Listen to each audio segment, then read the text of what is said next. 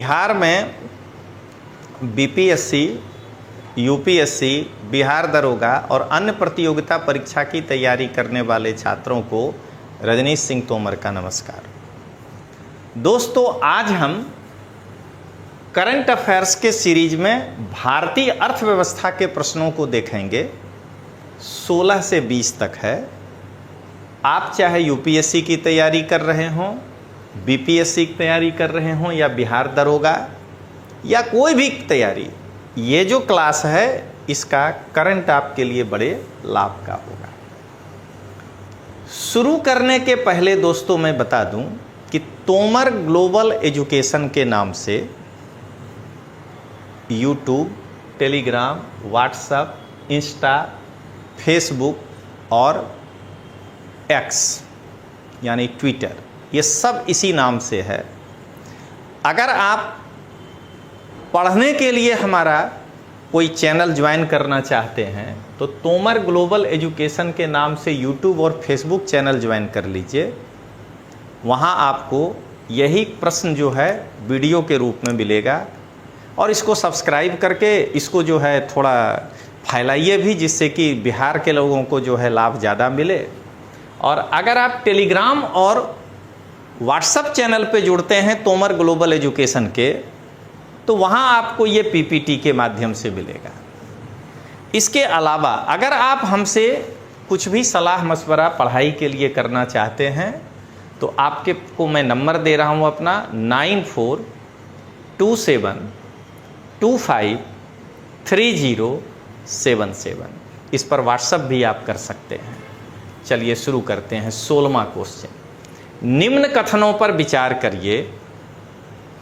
एक, लघु वित्त बैंक का उद्देश्य युवा उद्यमियों को विशेष रूप से ग्रामीण क्षेत्रों में व्यवसाय स्थापित करने के लिए प्रोत्साहित करना है।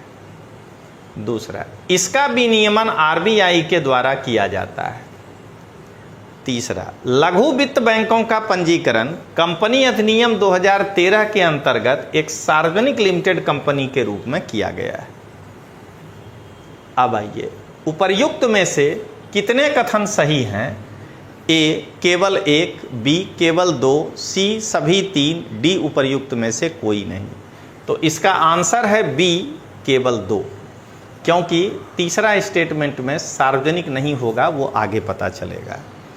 अब देखिए दोस्तों, पहले कि ये प्रश्न क्यों सेट हुआ है, तो 6 दिसंबर 2024 को भारतीय रिजर्व बैंक ने लघु वित्त बैंकों को यूनिफाइड पेमेंट इंटरफेस के माध्यम से पूर्व स्वीकृत क्रेडिट लाइन का विस्तार करने की अनुमति देने का प्रस्ताव दिया है। तो इसलिए हमने ये प्रश्न सेट किया है। अब आइए आगे, ये है लघु बैंक और ये है यूनिफाइड पेमेंट इंटरफेस। अब आइए, भारत में लघु वित्त बैंकों की स्थापना के निम्न उद्देश्य हैं। लघु व्यवसाय इकाइयों को ऋण उपलब्ध कराना, छोटे और सीमांत किसानों को ऋण उपलब्ध कराना, असंगठित क्षेत्र सहित आबादी के वंचित वर्गों को बैंकिंग सेवा और ऋण उपलब्धता कराना। और यही देखिए, ये लाइन के कारण ये गलती हो गया कि लघु वित्त बैंक कंपनी अधिनियम 2013 के अंतर्गत एक लिमिटेड कंपनी है, सार्वजनिक नहीं है। और एक जरा जान लें कि national payment corporation of India क्या है, तो यूपीआई क्या है? मोबाइल फ़ोन के माध्यम से लेन देन के लिए national payment corporation of India द्वारा विकसित किया गया एक त्वरित वास्तविक समय भुगतान प्रणाली है। तो ये आपका इस क्वेश्चन का व्याख्या है। अब आइए 17वां क्वेश्चन देखें दोस्तों।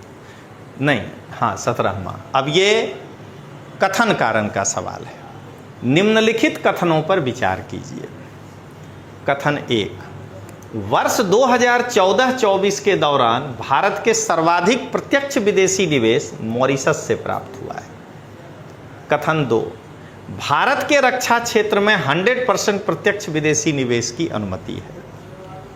अब आइए, उपर्युक्त कथनों के बारे में निम्नलिखित में से कौन सा एक सही है? ए, कथन 1 और कथन 2 दोनों सही है। कथन 2 कथन 1 की व्याख्या करता है। बी, कथन 1 और कथन 2 दोनों सही है, कथन 2 कथन 1 की व्याख्या नहीं करता है। सी, कथन 1 सही है, कथन 2 गलत है। और डी, कथन 1 गलत है और कथन 2 सही है। अब आइए, आंसर है सी, कथन 1 सही है और कथन 2 गलत है। वाणिज्य और उद्योग मंत्रालय के अनुसार भारत ने लगभग 667 बिलियन अमेरिकी डॉलर 2014 से 24 का संचयी प्रत्यक्ष विदेशी निवेश प्रवाह को आकर्षित किया है।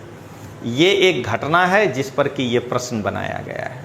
तो देखिए तो जरा, वर्ष 2014-24 के दौरान भारत में प्रत्यक्ष विदेशी निवेश सबसे ज़्यादा मॉरिशस से आया है 25%, सिंगापुर से आया है 24%, संयुक्त राज्य अमेरिका से आया है 10%, नीदरलैंड से आया है 7% और जापान से आया है 6%। अब जरा एक बार नक्शा भी देख लें तो अच्छा रहेगा। ये है मॉरिशस, ये है अपना यहाँ पर सिंगापुर, फिर देखिए ये है यूनाइटेड स्टेट्स ऑफ अमेरिका। यहाँ आप देख रहे हैं कि एक तरफ जर्मनी, एक तरफ बेल्जियम, ऊपर नीदरलैंड, और ये रहा आपका जापान। ये आपने यहाँ पर देखा। अब आइए, किन किन क्षेत्रों में प्रत्यक्ष विदेशी निवेश अधिकतम आकर्षण रहा है। तो भारत के अधिकतम निवेश आकर्षित करने वाले प्रमुख क्षेत्र, ये रहा सेवा क्षेत्र। फिर आगे बढ़िए, कंप्यूटर सॉफ्टवेयर और हार्डवेयर क्षेत्र। फिर आगे बढ़िए, ये है आपका दूरसंचार क्षेत्र। फिर आगे बढ़िए, ये है व्यापार क्षेत्र, ये देखिए ये रहा। फिर और आगे बढ़िए तो ये देखिए, ये है आपका निर्माण और विकास क्षेत्र। इन क्षेत्रों में प्रत्यक्ष विदेशी निवेश आया है। और ये है ऑटोमोबाइल क्षेत्र, और ये है हमारा केमिकल और फार्मास्यूटिकल का क्षेत्र। इन क्षेत्रों में ज़्यादा से ज़्यादा विदेशी निवेश आया है। भारत में कुछ रणनीतिक रूप से महत्वपूर्ण क्षेत्रों को छोड़कर अधिकांश स्वचालित मार्ग के अंतर्गत 100% FDI के लिए खुले हैं। मतलब रक्षा क्षेत्र जैसे कुछ क्षेत्र हैं जहां पे नहीं है। अब आइए क्वेश्चन नंबर 18 देखिए, 16 हो गया, 17 हो गया, 18। एक बार हम फिर यहां पर कहेंगे दोस्तों कि तोमर ग्लोबल एजुकेशन के नाम से जो YouTube चैनल और Facebook चैनल है, आप उसको सब्सक्राइब करिए और उसको थोड़ा सा शेयर करिए। यहाँ आपको हमारा वीडियो मिलेगा। और तोमर ग्लोबल एजुकेशन के नाम से टेलीग्राम चैनल भी है और व्हाट्सएप चैनल भी है, वहाँ आपको ये PPT मिलेगा। और इंस्टाग्राम और ट्विटर भी तोमर ग्लोबल एजुकेशन के नाम से। अगर आप हमसे संपर्क करना चाहते हैं पढ़ाई के कुछ बातों को लेकर, तो मेरा नंबर है 9427253077। आइए अब जरा 18वां प्रश्न देखें। निम्नलिखित कथनों पर विचार कीजिए। कथन 1, विडॉलरीकरण देशों को अपनी स्थानीय मुद्राओं में व्यापार करने की अनुमति प्रदान करता है। कथन 2, डॉलर को अचानक त्यागने से घरेलू मुद्राओं को विनिमय दर में उतार चढ़ाव, महंगे ऋण आदि जैसे जोखिमों का सामना करना पड़ सकता है। अब कहता है कि उपर्युक्त कथनों के बारे में निम्नलिखित कथनों में से कौन सा एक सही है। ए, कथन 1 और कथन 2 दोनों सही है। कथन 2 कथन 1 की व्याख्या करता है। कथन 1 और कथन 2 दोनों सही है। कथन 2 कथन 1 की व्याख्या नहीं करता है। सी, कथन 1 सही है, कथन 2 गलत है। और डी, कथन 1 गलत है और कथन 2 सही है। आंसर है बी, लेकिन देखिए कि ये क्यों हमने पूछा है। तो पहले आरबीआई के गवर्नर का इस पर स्टेटमेंट क्या आया। तो 6 दिसंबर 2024 को भारतीय रिजर्व बैंक के गवर्नर शशिकांत दास ने बताया कि डॉलरीकरण की दिशा में कोई विशेष कदम नहीं उठाया गया है। अब आइए देखें कि ये क्या है। अब एक बयान अमेरिका के राष्ट्रपति का आ गया 20 जनवरी को, ट्रंप का, कि 20 जनवरी 2025 को अमेरिका के राष्ट्रपति ने यह कहा कि यदि ब्रिक्स और उसके सहयोगी देश अमेरिकी डॉलर को चुनौती देने वाला मुद्रा पेश करते हैं तो वे 100% टैरिफ लगा देंगे। ये और हम लोग भी डॉलरीकरण क्यों कर रहे हैं, तो भारतीय व्यापार को जोखिम से मुक्त करना है। जैसे मान लीजिए कि हम एक अमेरिका से कोई चीज़ मंगा के यहाँ डिस्ट्रीब्यूटर हैं और उसको जो है पूरे देश में डिस्ट्रीब्यूट करते हैं। एक उदाहरण बता रहे हैं कि $1 बराबर अगर 80 है रुपया, तो मान लीजिए कि हमको 80 लाख रुपया का माल मंगाना है, तो हम 80 लाख रुपया आज रखे थे, उनको $1 लाख का हम दे दिए ऑर्डर की कल पेमेंट करेंगे। अभी नोट कर लीजिए। अब कल जब पेमेंट करने गए तो पता चला इतना बड़ा नहीं भागता है, लेकिन $1 बराबर 81 रुपया हो गया। तो अब तो कहेगा कि 81 लाख रुपया दीजिए। तब हम यहाँ मान लीजिए कि 75 लाख रुपया का माल का लिए हुए हैं ऑर्डर और 5 लाख रुपया प्रॉफिट को देख करके वो काम कर रहे थे, ये तो घट के 4 लाख हो जाएगा। कहे कि अब तो हमको उनको जो है ज़्यादा पैसा देना पड़ेगा। तो इसलिए क्या कहते हैं, ये जोखिम से मुक्त करना है। अब आइए क्वेश्चन नंबर 19, निम्न कथनों पर विचार कीजिए। पहला, 101वां संविधान संशोधन द्वारा जीएसटी परिषद की स्थापना की गई। जीएसटी परिषद का अध्यक्ष प्रधानमंत्री होता है। अब देखिए क्या कहता है। कहता है उपर्युक्त में से कौन सा ऑब्लिक से कथन सही है ऑब्लिक हैं, ए केवल 1, बी केवल 2, सी 1 और 2 दोनों, और डी ना तो 1 और ना ही 2। आंसर है ए, क्योंकि प्रधानमंत्री नहीं होते हैं, निर्मला सीतारमण जी हैं, जिसको जो कि क्या कहते हैं, वित्त मंत्री है। अब ये प्रश्न क्यों हम इतना इजी सेट किए हैं, तो ये देखिए 21 दिसंबर 2024 को राजस्थान के जैसलमेर में 55वीं जीएसटी काउंसिल की बैठक बुलाई गई। क्या दिक्कत है इसमें, 53वीं भी हुआ होगा, 52वीं भी हुआ होगा और 56वीं भी होगा। इसमें कुछ निर्णय लिए गए हैं ऐसे, जिस कारण से ये क्वेश्चन है। तो ये देखिए, ये है फोर्टिफाइड राइस कर्नेल, इस पर जीएसटी 5% कर दिया गया, इसकी सिफारिश की गई। ये है काली मिर्च, काली मिर्च पर से जीएसटी हटा दिया गया। फिर आइए, ये है वाउचर, तो कहता है वाउचर के लेन देन पर कोई जीएसटी नहीं होगा। और जीएसटी काउंसिल के बारे में जान लीजिए कि 101वां संविधान संशोधन के द्वारा अनुच्छेद 279A को स्थापित किया गया और उसमें जीएसटी काउंसिल की स्थापना की गई है। अब आइए इसका संरचना।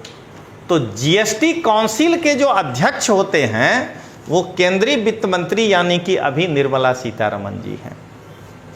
केंद्रीय राज्य मंत्री, राजस्व या वित्त प्रभारी इसके सदस्य होते हैं। वित्त एवं कराधान के प्रभारी मंत्री इसके सदस्य होते हैं और प्रत्येक राज्य सरकार का नामित कोई अन्य मंत्री जो है इसके सदस्य हो सकते हैं। अब आइए, कहता है परिषद की संरचना में मतदान का अधिकार माना केंद्र के प्रतिनिधियों में 1/3 और राज्य में जो है 2/3, लेकिन जब दोनों को मिलाइएगा तो 75% 3/4 होना चाहिए। अब आइए जरा आगे बढ़े। अब है 20वां क्वेश्चन, विंडफॉल प्रॉफिट टैक्स। निम्न कथनों पर विचार कीजिए। पहला, भारत में सर्वप्रथम 1 जुलाई 2022 को अप्रत्याशित लाभ कर लगाया गया था। अप्रत्याशित लाभ कर भारत सरकार सभी प्रकार के उद्योगों पर लगाती है। वर्ष 2024-25 में वर्ष 2022-23 की तुलना में अप्रत्याशित कर में वृद्धि हुई है।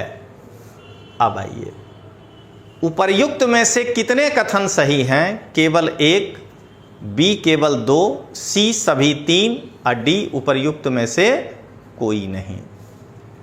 आइए अब जरा हम लोग आगे देखें, आखिर ये प्रश्न क्यों पूछा जा रहा है। तो ये देखिए, इसकी व्याख्या है कि इसमें एक ही स्टेटमेंट सही है। 2 दिसंबर 2024 को केंद्र सरकार ने अंतर्राष्ट्रीय कच्चे माल की कीमतों में गिरावट के बाद घरेलू स्तर पर उत्पादित कच्चे तेल और जेट ईंधन, डीजल, पेट्रोल के निर्यात पर अप्रत्याशित लाभ कर समाप्त कर दिया। मतलब बाहर से लाइएगा तब तो लगेगा, अपने देश से अगर कच्चा माल को जो है रिफाइन करके विदेश में भेज रहे हैं तो आपको ये नहीं लगेगा। अब आइए जरा देखें, यही है एक विंडफॉल टैक्स का फोटो। अब भारत में ये कब लगा था? तो भारत में प्रथम बार देखिएगा जरा, 1 जुलाई 2022 को अप्रत्याशित लाभ कर लगाया गया था। ये किस पर लगता है? तो भारतीय तेल रिफाइनरियों पर लगाया गया, जो विदेशों से कच्चा तेल मंगा करके और उसको रिफाइन करके विदेश में बेच देते थे, उस कंपनियों पर लगाया गया। अब जरा हम लोग आगे देखें कि इसको क्यों खत्म कर दिया गया। तो पिछले कई महीनों से अंतर्राष्ट्रीय बाजार में कच्चे तेल के कीमतों में स्थिरता है। दूसरा, 24-25 में 22-23 के तुलना में टैक्स कम आया। तीसरा, घरेलू कच्चे तेल उत्पादक जो हैं वो कर रहे थे विरोध कि हम अगर निर्यात करते हैं तो हमको नुकसान हो जाता है। और पेट्रोलियम क्षेत्र में विदेशी और भारतीय निवेशकों के बीच एक अनिश्चितता थी कि वहाँ कब दाम बढ़े घटे, तो इस कारण से, और हाँ प्लस ये टैक्स लग गया है, अगर इनकम ज़्यादा होगा तो टैक्स भी ज़्यादा होगा तो प्रॉफिट कम हो जाएगा, ये था कारण। तो दोस्तों आज जो है आप 16 से लेकर के 20 तक और इकोनॉमिक्स पार्ट को करंट में पढ़े। अगले फिर वीडियो में हम कुछ नया लेकर आएंगे। तब तक के लिए जय हिंद, जय बिहार।